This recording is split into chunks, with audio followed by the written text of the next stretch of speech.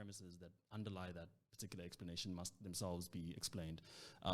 And it seems to me that that's an endless rabbit hole that nobody's going to get to the bottom of. Well, that's where the term infinity is important in the title of the book. Right. The fact that we lack explanations for so many phenomena doesn't cause us to challenge the idea that good explanations are a good thing, right? And that we'd like to have explanations for these complex phenomena.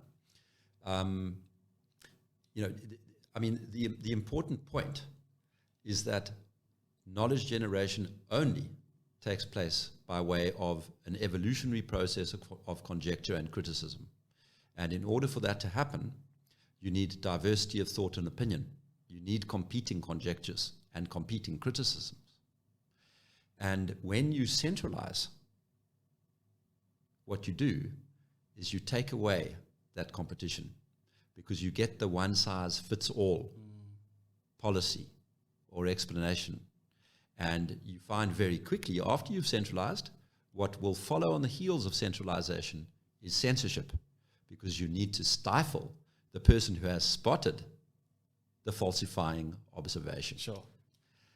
The institutional weight then gets behind the single idea, the one bad idea, and preserves it. And that is exactly what has gone on with COVID.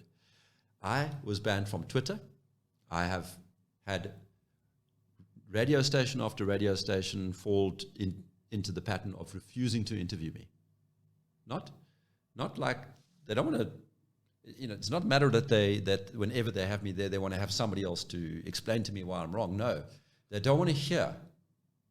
They can't argue against it. It's fatal for them to have a debate, because the line that they're pushing is wrong, so their only alternative is censorship. And that's what happens.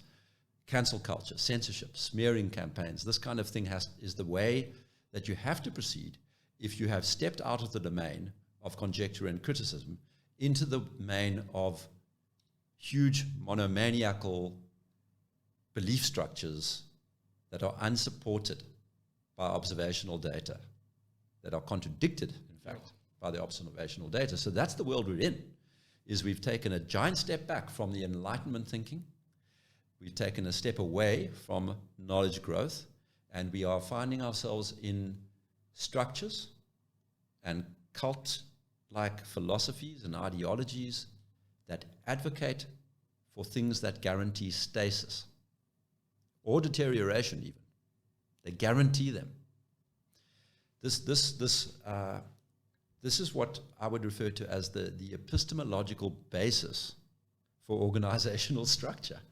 You do not want one person taking decisions for everybody on any subject, no matter how well trained that person is, no matter how many people love that person or admire that person, no matter how much money that person has. Would that extend to religion? Absolutely. And, people, that's a great question, because, even if you look at the evolution of religions, if you conceive of them as evolving cultural traditions, you see periods when religious institutions have decentralized and periods where they've centralized. There's a very famous centralization process took place in, I want to say it was in the 4th century, I might be getting my dates right, but the Council of Nicaea. What was that about? No, they wanted a universal dogma. It's centralization. It wasn't good enough that each bishop in every port was preaching a slightly different version or emphasizing different elements of the kind of, let's call it the Christian philosophy at that stage. That wasn't okay. Somebody decided you needed to have a one-size-fits-all dogma. And so there was this kind of promotion of a centralizing meme. And then what you'd have is an event like the Reformation, where there's a schism and suddenly the belief structure or the institutional structure fragments, and they're competing ideas about how Christianity should best be practiced. Right. And so you can even look at religion as sort of being one of those institutions that is in danger repeatedly of finding too much centralization, leading to ossification of hierarchy and stasis. And then at some point, a level of irrelevance and non-performance that causes the system to collapse, to fragment, to dissipate, and then you get the generative processes starting again, Right. leading to accretion of wealth, leading to centralization. So you can sort of see all of these things. China, as an example, is a wonderful one. The history of China, because it's got such a long recorded history, you can see these waves of centralization and decentralization, and the centralization getting too strong and causing a kind of stasis and cultural decay that then causes the ruling elite to collapse, the control structure to collapse. That then leads to this a period of kind of laissez-faireism, and that's associated with growth and generativity and so on. And so it goes in these cycles. And I think very few institutions are really immune to such cycles. It's very hard. Maybe that's a kind of explanation we ought to be working on, is the kind of new knowledge we need to create, is how to take the steps to avoid ossification of hierarchy, extreme ossification of hierarchy, extreme centralization of power. And to an extent, that's what constitutions do, in certain countries. They're very concerned with how power is articulated around the executive branch of government, what limitations on power are in place, what checks and balances are in place to prevent that kind of centralization. And so, we have technologies and explanations for how societies can be organized in ways that prevent such ossification, but they're not perfect, as we've seen. And in some quarters, people are actively trying to erode those protection mechanisms because they have decided that they know the truth and they want to impose the truth on everybody all around the world. Yeah, so that's very interesting to me. I've never really thought of religion in the terms of centralization and decentralization. But now that I'm thinking about it, I'm not sure. It seems to me a bit of a contradiction in terms, and for the following reason. It seems to me that religion is inherently a centralized, I don't want to call it an institution, I'll call it a philosophy, for lack of a better word, because you've got a supreme deity who can be thought of to be at the very top of the hierarchy, and there isn't much decentralization around that. It seems to me inherently centralized, at least from that framework. Is that perhaps an erroneous way of looking at it? I think it's, I can see how you get to it, because there's kind of, there are even in depictions of religious entities. You get this hierarchy of entities with sort of God at the top, and then the angels over here and the saints over here. You see like almost a pyramid type structure to the sort of hierarchy of virtue being depicted like this, and that does suggest that kind of centralization, and that's one conception. But let me show you an extremely decentralized conception that is embedded into the very heart of Christianity. There's this notion that man is made in the image of God. What does that mean? It means every human individual is a representation of God. And what does that do? It makes the human being, the individual, sacrosanct. It gives divinity. That's an idea. It's a notion. It's a story. What is the story functioning to do? It functions to cause the members of the religion to have a certain regard for other human beings, to consider them as people worth protecting, as people whose agency should be respected. And when you're respecting the agency of the individual human, when you're seeing that other human being, every other human being, as divine, when you contemplate them in this fashion, what are you doing? You're acting to prevent the centralization of power in a way that would impose slavery or bondage on that human. So you see the religion, it's, when you conceive of it maybe in some hierarchical sense, yes, you can point towards some kind of centralization, but the religions are capable of embedding memes or cultural ideas, motifs, that drive in the direction of decentralization, of conjecture and criticism. And there's no coincidence, I believe, that the flourishing of Christianity coincided with the flourishing of the first free societies, ones that were based on conjecture and criticism, the first non-static societies. Well, I shouldn't say really the first, because I think the Greek city-states would be examples of flourishing societies, but they were short-lived.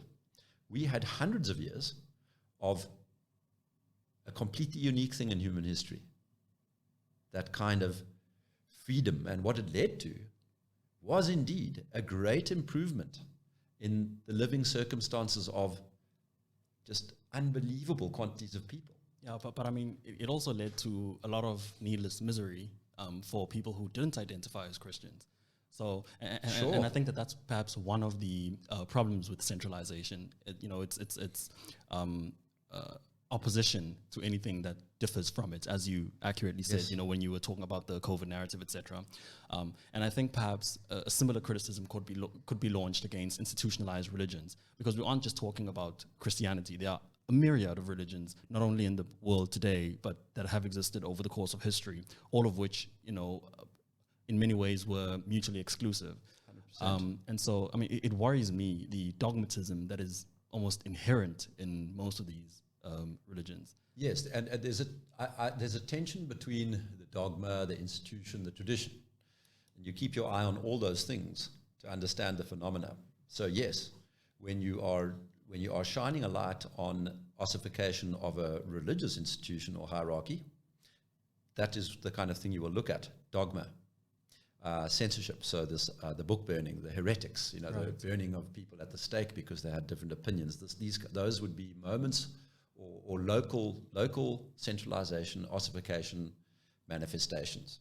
So you're right, dogma, okay, and institutionalized is another word of saying dogmatic, another way of saying dogmatic. But you can also look at, you can take a step back and say, okay, but hold on a moment, let's look at the broader tradition. What is it advocating for?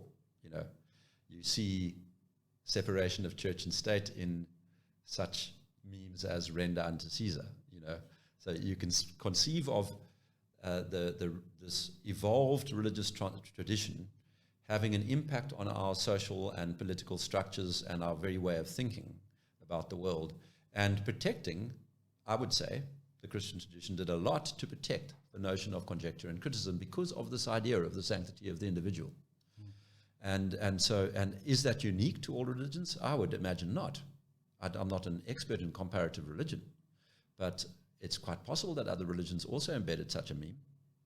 But, I certainly, just from the perspective of a person who grew up in the Christian tradition, I can see those things very clearly. And I also see the kind of God-shaped hole that is left when people, owing to a low level of metaphysical conviction, throw out the entire religious apparatus. I see that as a very dangerous thing to do. Surely the flip side of that coin would be fundamentalism. Yes, fundamentalism is what do we mean by fundamentalist? It's a person who takes a very narrow dogmatic view of a certain text or a certain set of commandments or something like that. They take a radically literal view.